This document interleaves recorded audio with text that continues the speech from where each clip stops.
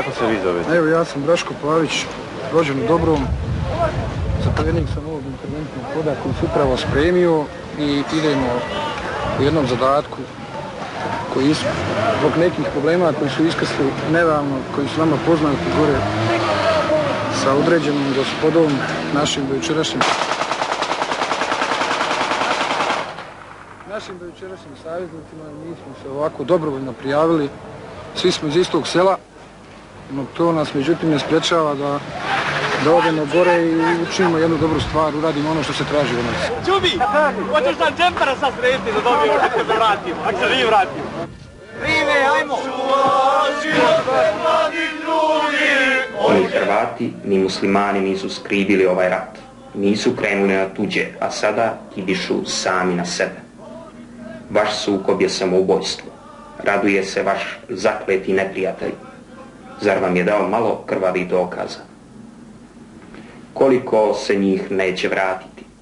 Koliko njih posljednji put snubi livanjsko nebo i šum rike? Što reći na ispraćaju? Doviđenja ili s Bogom?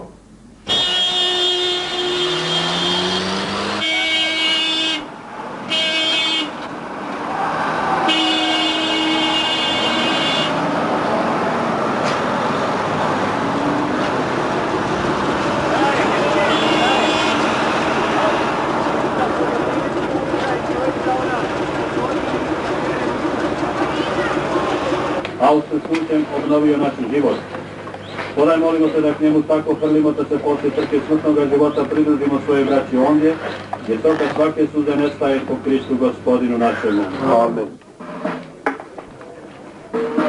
Darko Laštro se nije vratio. Donijeli su ga. U ovom sukobu pobjednica je bila smrt. Uz zluradi smijeh ludila mi se tužno opraštamo od ove mladosti.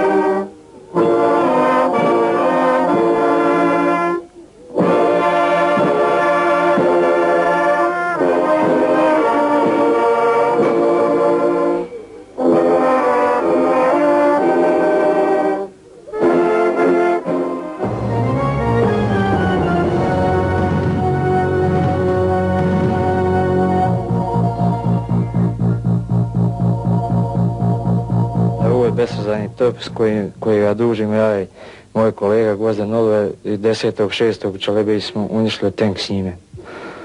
I niko nam ništa nije priznao, to nije pošteno. Nek svi zna šta se radi i kako se radi. Od prvog dana na minobacačima. Najteže nam bilo 23.4. Tada smo imali rođendan. Svi. Na ovome sektoru koji se nalazi. Prvi napad mi smo čuli da je odbijen samo zahvaljujući vašoj prisebnosti. Pa mislim da ste u pravu, a prvi dan, ne znam je li bio pokušaj ili nije bio pokušaj, ali je činjenica da je baterija minobacača u kojoj ja zapovjedam je ni koraka nije se povukla, djelovala je skoro cijeli dan.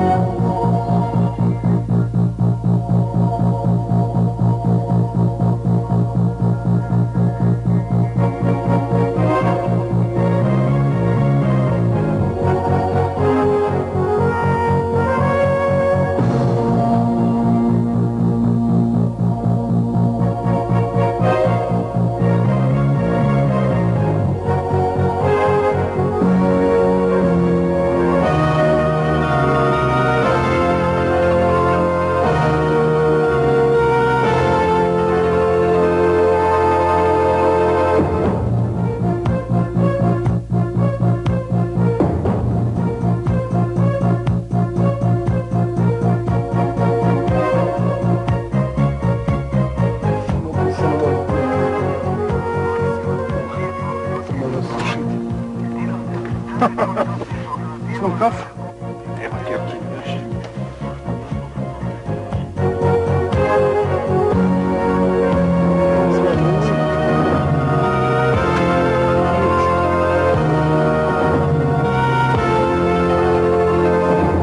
Sami vrh Cincara, mjesta gdje je vjerojatno po prvi puta stigla kamera.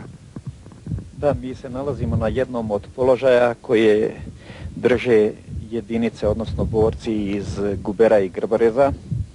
To je jedan od isturenijih položaja, tako da se sa ovoga položaja često razmjenjuje minobacačka i vatra iz pješadijskog naoružanja sa četnicima koji se nalaze na susjednoj Kujači.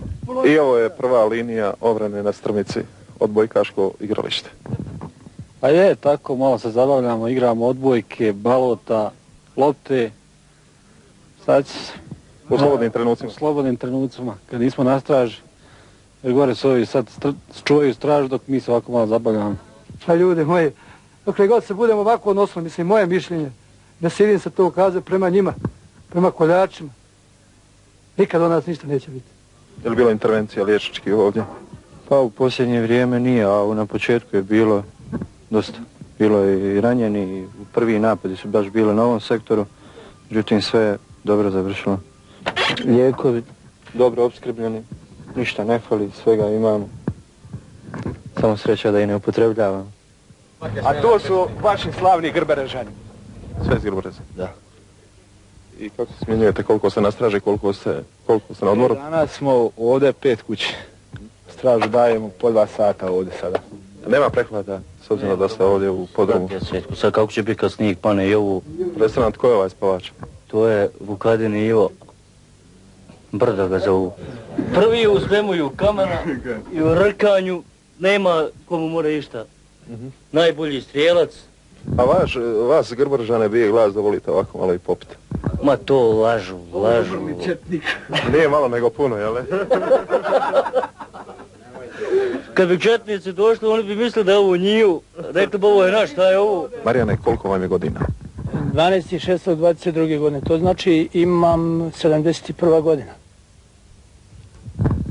Jeste li od prvog dana ovdje na ratištu? Nisam od prvoga dana na ratištu, ali sam 17.8. došao iz Njemačke i javio sam se kao dobrovoljac u Hrvatskoj i u Hrvatskoj me je bilo svukuda, pa čak i po Zagrebu gdje smo snajperiste, petokolonaše hvatali sa svojom trojkom i tako dalje. Zona naše odgovornosti je od Livanjskog polja, dakle graniči sa zonom odgovornosti prvog sektora preko sve do Velike Golije gdje graniči sa zonom odgovornosti trećeg sektora. Njihovi pješački položaj, dakle njihova prva linija udaljena je od naše negdje oko 900 metara. Dole preko polja je njihovo teško topništvo koje također djeluje po našim položajima. No, mi normalno njima sa našim teškim topništvom uzvraćamo. Jedina prava borba, da je nazovemo, u čitavom periodu rata bila je 23. travnja ove godine.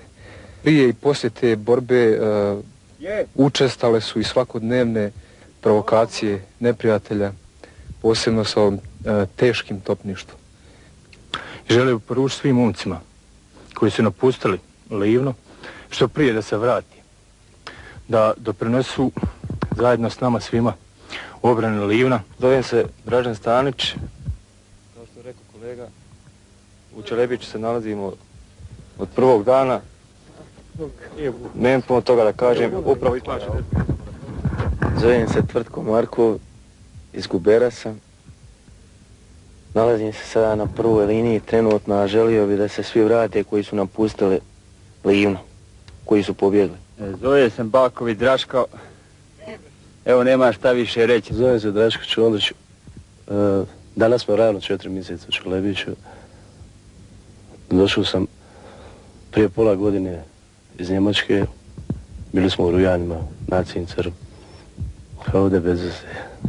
Šta bez veze? Evo, vidjeli ste malo primpade granate. Zovem se Stanko, također sam imao 2 mjeseca. Bio sam u radnoj obavezi ovdje nam je jako fino, svi možemo vidjeti kako nam je, šta nam je, ja nemam više šta reći. Ja sam Velimir Čondrić, tu se 4 mjeseca, a u postrojbi sam 23.11. Super je ovdje. Evo vidite šta je palo malo prije. To nas je moglo 20 nas 9 ovdje, niko ništa nije. Znači ne mogu nam ništa. Ima li onih momaka iz Rapovina koji bi trebali biti ovdje, a nisu tu? Pa nema, mislim da je 100% kod nas dignut od 30 nešto kuća, 40 ljudi je na liniji. Gdje se nalaze četnici ovdje u selu? Pa tu je jedno 500 metara od nas, mislim, nisu više.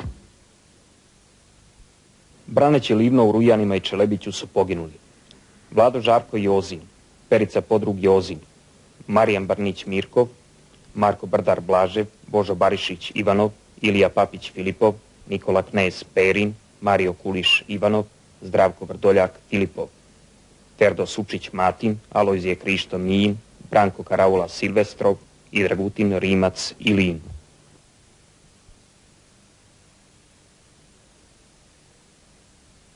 Od prapovijesti do danas sve civilizacije svijeta, izuzimajući marksistički nauk, temeljile su se na sporazumu s Bogom. U onom što je zadesilo Hrvate i muslimane u najnovijem, nenajavljenom ali sprovedenom srpskom pohodu, nitko ne može prepoznati Boga.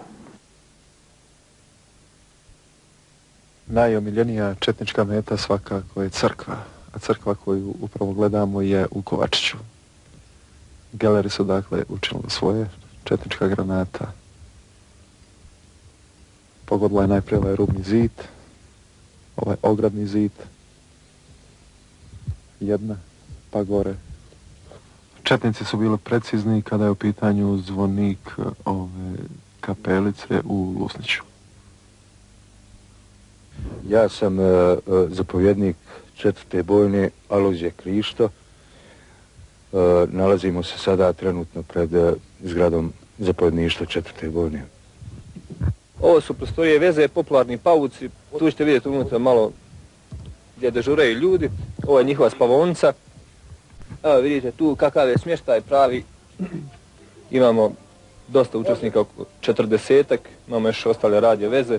To je u stvari jedna sektorska ambulanta. Imamo najosnovnija sredstva za rad na terenu, najosnovniji lijekovi, imamo vozila, uglavnom sve što je potrebno. Trenutno se nalazimo pred komandom stana 6. sektora. Tu se nalazi jedan vod dobri dečki iz sela Dobrovke. I njihov je zadatak da osiguravaju ulaz u 6. sektor i inače daju osiguranje za 6. sektor. Ovdje su napravili podzemno sklonište za minsko-eksplozivna sredstva. Sad se nalazimo pred prostorijama intendantskog voda. Ko su specijalci? Specijalci su ovdje naši intendanti. Mada su to mali prostori, mali kapaciteti, ali sad za sad dovoljavajući. Nema problema neki? Sad za sad nema nikakvih, to ide. Vojska ima sve što je potrebno, jel? Sad za sad odlično ide. Ja se zovem Biljana Barišić, radim na 6. sektoru u sanitetu. Evo tu smo na prvoj liniji 6. sektora. Mjesto gdje se nalazimo zove se Suhovrh. Ja sam Branko Mihaljević, zapovjednik 2. voda 1. satnije. Ovaj položaj uglavnom sve su momci iz sela Zagorečani. Normalno koji svugdje bilo je mali propust, ali baš što se tiče mjesne zajednice dobro, tu se ljudi po meni, pa ako ne i 95 do 100% odazvali. Evo trenutno osmatram četničko uporište Rilić. Zove se Zdravko Vidović i nalazi se na gvozdu na prvoj liniji. Inače ovdje su iz Potočana. Inače ovdje Gortje, Brina, Žabljak. Eto. Ja sam Draško Vidović, 4. bojna. Ovo je radila naša radna jedinica, onda smo mi nešto sami po sebi dovozili od kuće i radili, tako napravili smo. Sad smo tu preselili, nije loše. O moj gospodine, blagoslovljen budi, o moj gospodine, blagoslovljen budi. I Čelebić, Čelebić, i Čelebić, Čelebić, i Rujana, o baba. Ja privremeno sam bilo, a sad je na novom terenu. ja sam zapovjednik minobacačkog voda 120 mm, 6. sektoru. Gađali smo tu gore u Marića dolina, Donji Malovan tu. Odakle su uglavnom ljudi? Iz kojih sela? Ljudi su Potočani, Dobro Zagorčani, Sničani. Na jednom položaju 24, na drugom 24. Jesu uglavnom svi Brinjani na liniji? Pa jesu, uglavnom su svi, mi smo se nekako najviše sami organizirali da sve momke koji su trenutno tu i koji žive u Brini Žabljaku da skupa s nama dođu i mislim da je odaziv jako dobar. Čisto sumnjam da ima igdje bolji odaziv nego što je kod nas. Ovaj objekat je sagrađen, baš sad ovdje ima 4-5 dana, a gradila ga naša radna akcija, naše Brina Žabljak. Ja sam Ivica Bačak iz Brine. Zdenko Podolušić iz Brine. Tomislav Vidović iz Brina. Dražan Mirčita iz Brine. Niko Puhalo Brina. Ja sam Davor Josić, vod koji ovdje sa mnom, uglavnom skoro sa mjesne zajednice je došao. Maglica, zapovjednik 2. gradske satnije 4. bojne. Ovdje se nalazimo u našoj, tako reći, bazi, to su bučine košare. Tu je smješteno zapovjedništvo satnije. Otprilike se nalazi 21 musliman, čak imamo i jednoga Srbina koji je u našim postrojbama i 62 Hrvata. Evo gore pogledajte, tu je zadnji naš istureni položaj. Tu stražu držimo, a ima još jedno 100 metara dalje. Dalje se nastavlja Osjen glava i to je ovo razdolje, to je Maloga Kozjaka. Ako snimate dole, to vam je Velika Trežnica, tamo ona brda, vidite, to su Malovan. U šumi samoj nismo ni mi, ni četnici, ulaze naše patrole njihove. Imali smo par slučaja gdje su priputali na nas iz šume i brzo su se povukli i tako. Evo sad smo na drugom, tako reći, stražarskom mjestu. Iz ove perspektive malo se bolje vidi dolina koju mi kontroliramo. Možemo samo reći da odavde nijedan četnik ne može ni popet se, a ni promaći ovom dolinom. To je takozvana, ne takozvana, nego Velika Drežnica. Dalje, gore imamo Veliki Kozjak. Dalje je Voloder i Hajdučka kosa i tako. Uglavnom, oni ovdje više ne prilaze. Zatvorili smo put sa šemešnicom, sa ljudima iz 5. sektora, tako da ova linija, mislim da je za njih neprobojna. U formiranju livenskog topništva učestvovali su 4 čovjeka koji su se maksimalno trudila da ono što smo tada imali da to stavimo u funkciju, da služi obrani ovoga kraja i obrani ovoga hrvatskog naroda. To su bili Suša Ivo kao glavni izviđač i glavni koordinator u izviđačkim djelatnostima topništva, Marko Semren kao glavni i odgovorni računač svih elemenata od kojih zavislo djelovanje tog topništva, uspješno djelovanje na sve ciljeve po neprijatelju, Vjeko Čečura koji je preuzeo na sebe organizaciju vatrenog dijela topništva, onog vatrenog dijela minobacačke baterije koju smo tada jedino imali. I ja kao načelnik tada topništva, koji sam sve to... Stipe Kovač. Da, Stipe Kovač, koji sam sve to morao nekako komponirati u jednu cjelinu. Ja sam Stipe Čeko, zapovjednik na topu 88 mm. Nalazimo se sad trenutno u Donjoj Rujani. Ja sam Ivan Šarić, zapovjednik mješovite protivoklopne baterije. Ja sam Tomislav Doljak, dozapovjednik posadi topa B1. Naša lokacija je u Donjim Rujanima. Posadu sačinjava 15 ljudi na 2 topa. Je li djelovao s ovog mjesta? Da, djelovao je više puta i jako uspješno. Ja sam Busleć Muharem i zapovjednik sam na 2. topu B1. Čuli se 76 mm, to su izvanredni topovi što se tiče ti bliskih borbi, u stvari i zato se zovu B1 brzki topovi, su namijenjeni za blisku borbu. Je li ovih dana bilo djelovanje? Pa sad je mirno, dosta je mirno, ja ne znam šta je ovo, na što će izaći. Promijenili smo do sad 10 položaja, ciljevi su bili dosta uspješni, posad obavlja profesionalno svoje zadatke. Domet ovoga topa je 28 km. Uz pomoć svog računara djelujemo vrlo dobro. Prvi ljudi na liniji kad se otvara vatra gledaju u Boga i u nas kad ćemo izvratiti. Ovdje imamo 3 iz ISA, momci su isto pravi, imam pravu ekipu. Sve je to 73. 74. godište, regruti. Najmlađa postava koju sam nas sreo na položaju. Je, sigurno. I na druga isto. Sad su slobodni kod kuće dečki i ona isto ovako. Ne treba nam mnogo, mi smo uvijek spremni za akciju. Vidim nešto je i oštećen. Ovdje ima kao od gelera. To su ovi momci bili u Mostaru, pa oni bi mogli malo o tome ispričati. To je bila jedna velika akcija tjeranja četnika iz Podveležja i mi smo isto otišli u pomoć našim Mostarcima. I bili smo u jednom velikom okršaju, dobro smo se izvukli, mislim da su nas četnici zapamtili. Darko Pirković. Saša Vrdoljak, Šanđe. Matko Gelo. Barać Iban, Sula. Baru Računač. Gelo Mirka. I Čelebić, Čelebić, i Čelebić, Čelebić, i Rujana, o baba.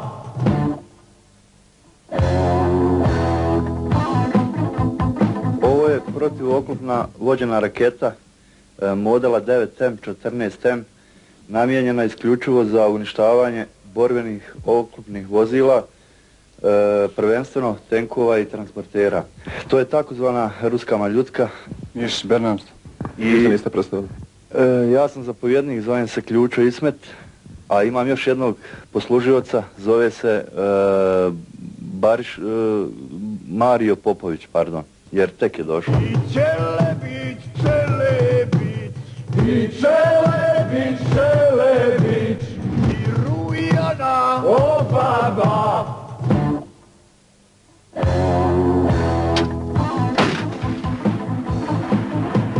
Pa prilikom borbenog djelovanja u istočnoj Hercegovini ostao nam je projektil u cijevi, pa sad je trebalo projektil ispaliti. Evo, tu smo ga ispalili, nismo dopustili da pucamo preko linije. Kažete nam koliko ste proveli vremena u Čapljini? Kako je bilo? Negdje oko mjesec dana, računajući sa ovom drugom smjenom. Naši su bili 2 smjene, bilo je super, pucanja. Pa približno 400-500 granata, efikasnost je bila vrlo dobra. To nismo sami mi zaključili, već smo uglavnom od drugih čuli.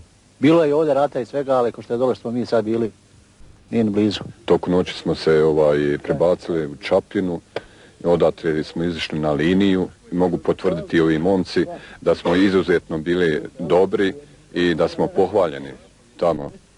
I da nas tamo ljudi mnogo cijenili, upravo radi toga.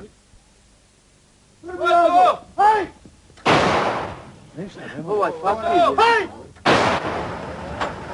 Hoćeš u buzu na glavu? Ne treba. Ajmo! Ovo je naša sekcira. Gotov! Dobro, mi onda palimo potom. Gotov! Martine! To nešto nisko od čovjeka. Nije, ovo je 440. Gotov! Martine! Djelaj papire, ništa, ovo je... Ne, ja znam da je... Gotov! Ja znam da je... To sam sve... Mora to... Svaka čast. Jeli, je drugi šef. Maj 6 od 12 svaka. Derivacija 12, jel? 12, ja. Bravo, Lale! Gotovo! Dobro, imamo još 3 umanjenog pripremljenog. Mijenjate li se, jel? Dobro, onda mi ćemo čekati. Moramo spaviti. Ja, otvoreno, počekaj. Opel 1 zove Jadrana, Jadrana javi se, prijem. Ja sam Miroslav Perković, zapovjednik sam protuzračne obrane Livna. Jedan od tih položaja na kojima se nalazi Bofors je i ovaj, ovdje. Pravdić Dario. Jandrić Ismet. Ralgić Edin. Mirko Mihaljević. Ivan Vukalje. Čondrić Miroslav. Mi su došli nedavno tu da nam pomognu sa prve linije, sa Strumce. Uglavnom Kemo, onda Muharem, Hamo i Maho i Zlatko. Jadrane, imamo probno gađanje, da li imate umprofor na radaru?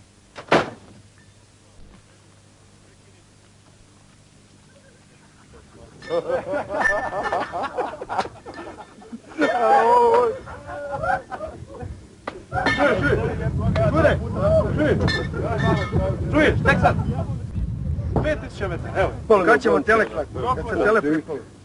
Jesam, je pomoć. U protivzačnoj obrani baš treba imati zdrave oči. Pa more se ili ja jedno.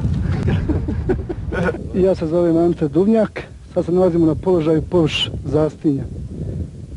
Nalazim se na topu njemačke proizvodnje.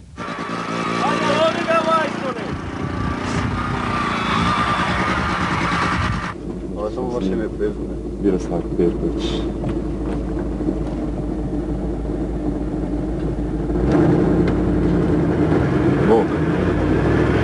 Trenutno se nalazimo na Borju. To je jednocijevac, 20 mm, isto srpske proizvodnje, zarobljen od bivše JNA. Iz ovog topa nije bilo do sada prave akcije da su avioni nadlijetali, jer nismo imali nikako nadlijetanje neprijateljskih aviona. Probnih gađanja je bilo, ne znam ali se pokazalo, nije imalo cilja pravog, nismo imali našto, ali dobro je. Oko 22-3 tisuće maraka. Samo jedna raketa? Samo jedna raketa. Ovaj nasilni mehanizam bi je otprilike 16-17 tisuća. Baš jutro su otišla trojica u Jajce, dragovoljaca, Periša, Jura i Toto. Zove se Josip Kasalo, rođen tu iz Suhače. Nalazimo se sada na mjestu Debeljača između Dobrovke, Zagorčana i Potočana. Idemo ovdje nešto gradite. Ovo je baraka, da se sklonimo, sad ide zima, jesen, u ovom slučaju kiše i nevremena. Ko je gradio tu baraku? Ovdje jedan naš Ivica Marinčić. On je majstor tako. A ovo je optički instrument, laserski goniometar. On služi za uočavanje ciljeva, za navođenje vatre. Pretpostavljamo da u Srbiji nemaju to. Ili bar da su imali neke starije modele, ali ovi da im nisu isporučeni. Ma to je ovako interesantna spravica. Ne znam koliko vam znači to, ali... imaš jedan okidač tu, pogledaš tu, nanišaniš cilj, izbacite odmah koordinate po x-u, po y-u, azimutu, mjesniku, ti sve ostalo što zanima. U stvari,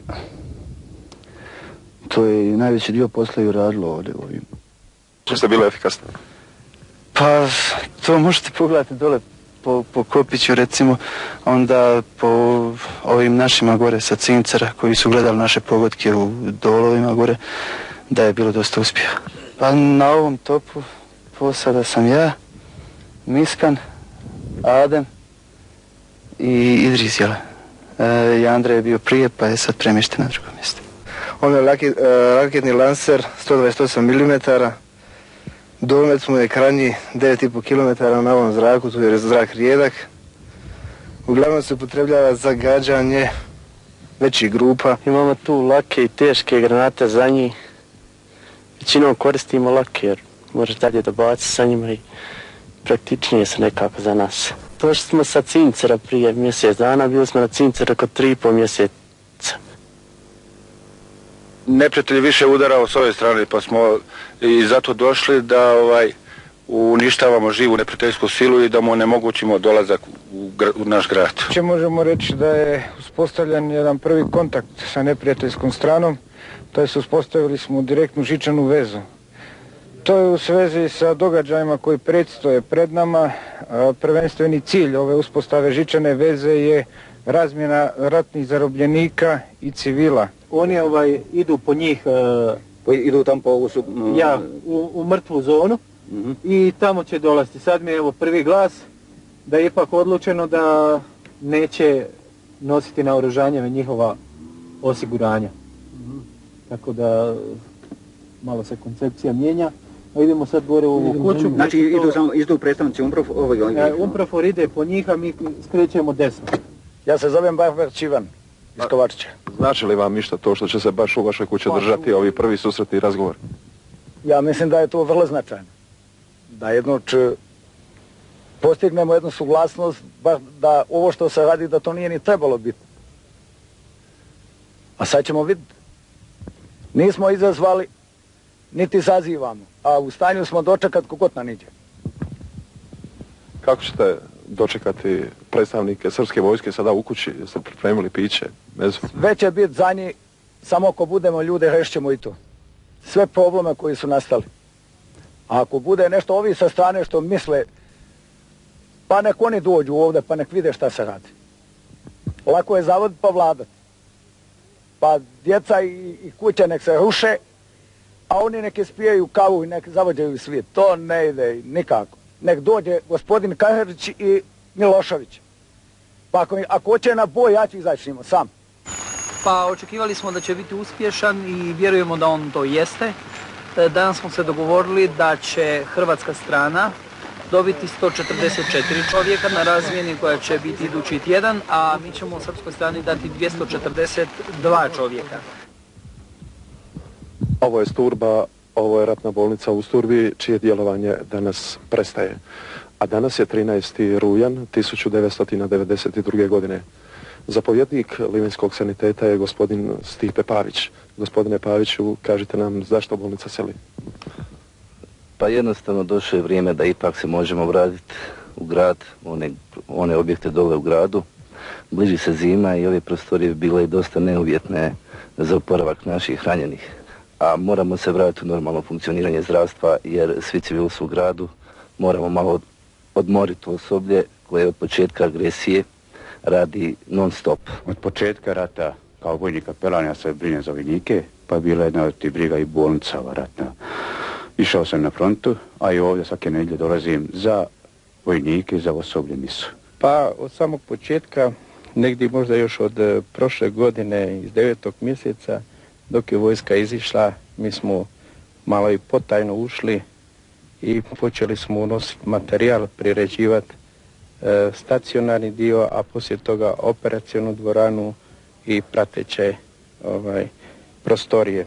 Lijeva je prijemno-trijažna prostorija, ambulanta, desno je prostorija koju koristimo za rentgensko snimanje. Najveća vrijednost je to da niko mrtav nije izišao iz ove bolnice, odnosno nije iznešen.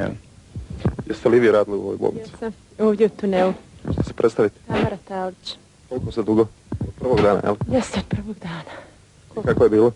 Dobro. Nalazimo se u jedinici intenzivnog liječenja koju smo uspostavili od prvoga dana. Zahvaljujući donacijama dobili smo vrijedne aparature kao što su infuzione pumpe, respirator i još jedan respirator koji nam je poslao stožer. Ekipa s kojom sam radila, moram reći, je ekipa divnih ljudi koji su sve dali od sebe.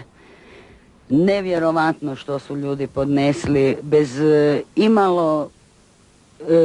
imalo neraspoloženja.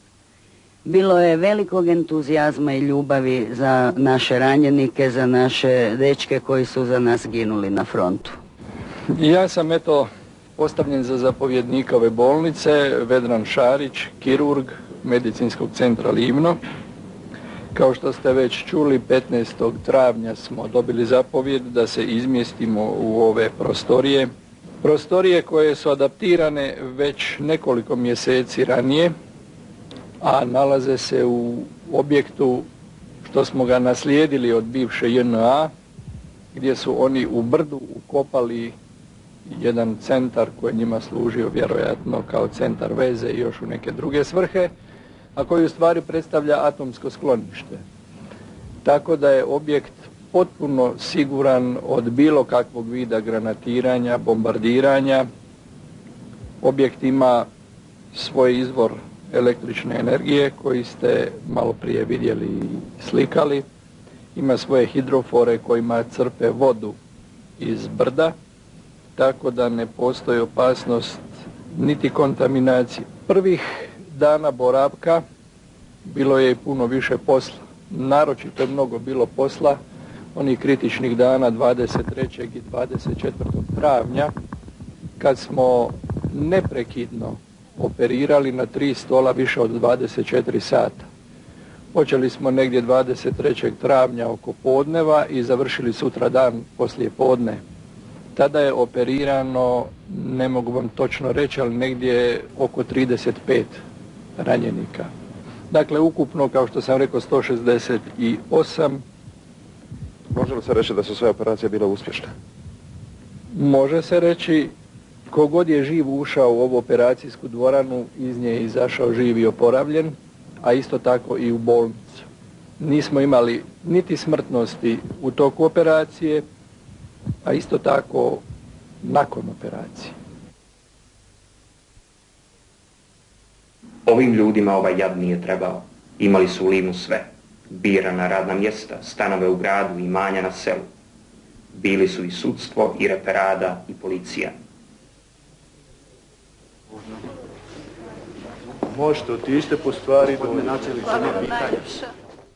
Sada to polako je kod ljudi i razmišljanje i Hrvata i muslimana, znači osuđuje se pretežno teroristička, znači stranka SDS. Tako je nazvati i drugačije ne može nazvati. Jer vas je i sav ovaj narod koji je doveo u bijed, dovela je ta stranka. Nije vas doveo Ibrahimović, niti je doveo neko iz općine, doveli su vas vaši čelnici iz SDS. O tome se radi. Tako da vi možete, znači, i da ostanete i sigurno vas neće niko protjerati iz vašeg doma i da kaže izaći van. Ne. To je tvoje dobro, tvoja zemlja, tvoja kuća, prema tome ne možete niko natjerati ti tu kuću napustiti. On ne biš.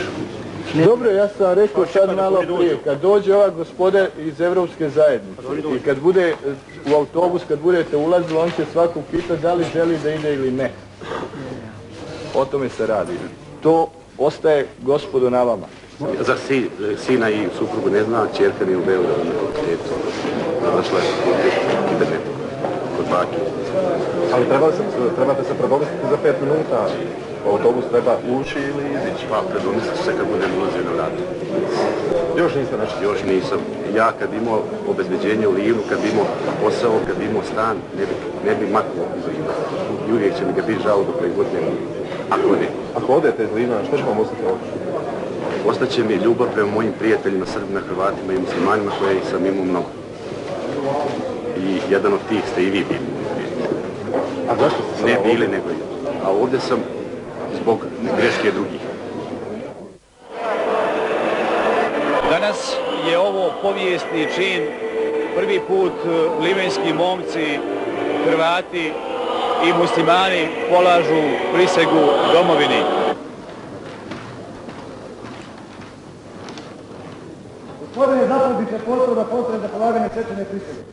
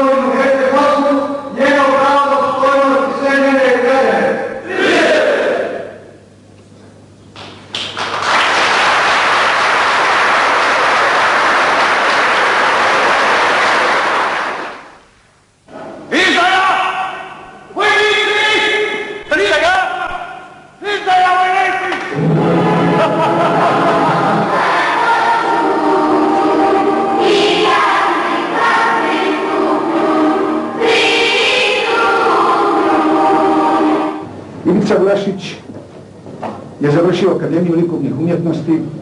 Ivica Vlašić je završio specijalizaciju slikarstva u Varšavi, a Ivica Vlašić je završio najvažniju akademiju, Akademiju talenta, Akademiju nadahnuća i Akademiju kvalitete. Hvala Ivici što nam je donio dio svoga dijela, dio Livna, dio nas ovdje u ovo podneblje, da vezuje u ovim teškim vremenima nas sa Livnom i Livno s nama. Hvala vam još jedanput na posjeti Livnjacima iz Livna, Livnjacima iz Splita i dragim Šibenčanima koji su ovdje također priličili ovu čast.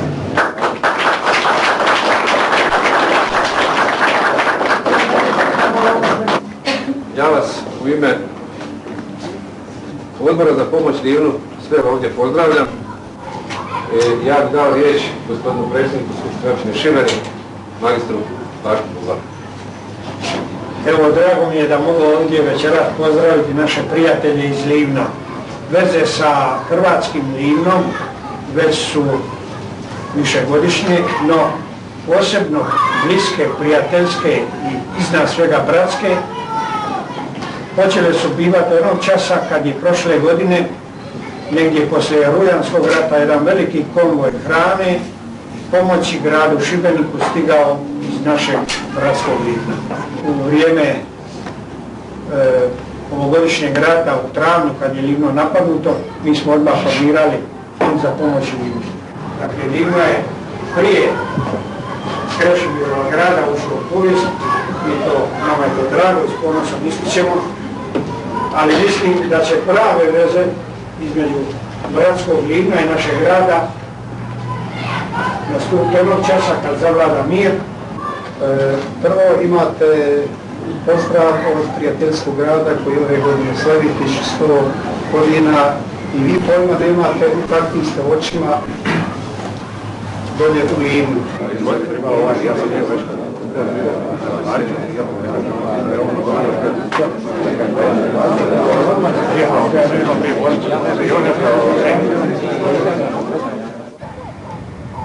Prvo, morali smo uspostaviti tu prvu liniju obrane, prvi ešalon saniteta. To smo napravili u prvom momentu u vidu samoorganiziranja na taj način što su liječnici izašli na teren i napravili sanitetske postaje. Potom došlo je do sažimanja i formiranja sanitetskog stožera u okviru brigade Petar Krešimir IV, tako da se radilo pod zapovjedništvom načelnika sanitetske službe i sav taj rad na terenu koordinirao. Ono što je trebalo prvo napraviti na terenu bilo je dakle formiranje sanitetskih timova. Na čelu svakog tima se nalazio liječnik, tu su bili tehničari, bolničari, vozači i svakako potrebna terenska sanitetska vozila. Moralo se ukopati, odnosno sanitet smjesti nasigurno. Obično su to bile zemunice, tamo gdje je iziskivao teren da se to napravi, tamo gdje su već postojali čvrsti objekti, sanitet se opet uselio dakle u prizemlje, u podrume i praktično se stavio dakle u obranu grada.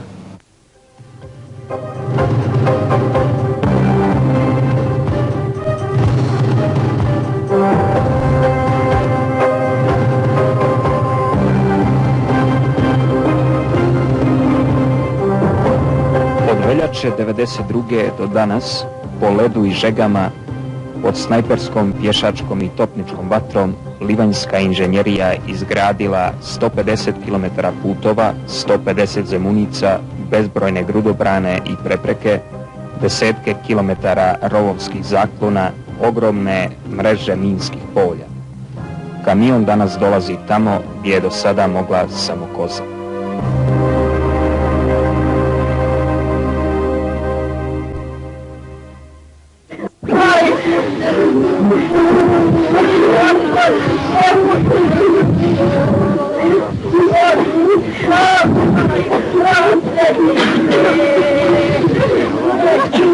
Žrtva gornjovakufske epizode.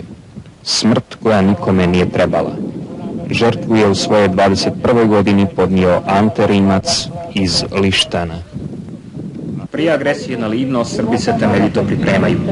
28. svibnja 90. razoružavaju livanjsku teritorijalnu obranu, odvozeći 75 kamiona oružja.